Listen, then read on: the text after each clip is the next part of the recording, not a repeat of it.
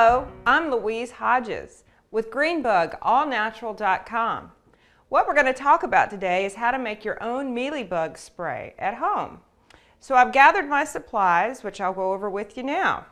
First, you'll need an empty spray bottle. This is about a cup of water.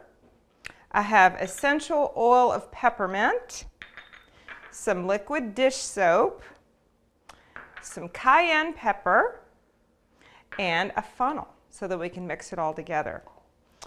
So what you'll want to do is take the top out of your spray bottle, and this is something you can get at any hardware store, grocery store, whatever. Put the funnel in here and add the dry ingredients first.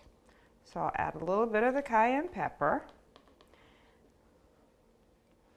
And then I'm going to next add some liquid dish soap, which will take a while to come out. And then the other liquids I'll add after this so that they will help clean out the funnel in the process. Mealy bugs are about 1 to 3 millimeters long, and they can affect all the parts of the plant, everywhere from the roots all the way to the flowers. Here's the oil of peppermint.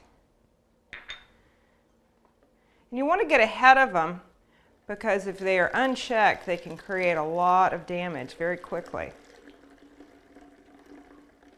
Once I add all the ingredients, then I'm going to put the top on and shake it up.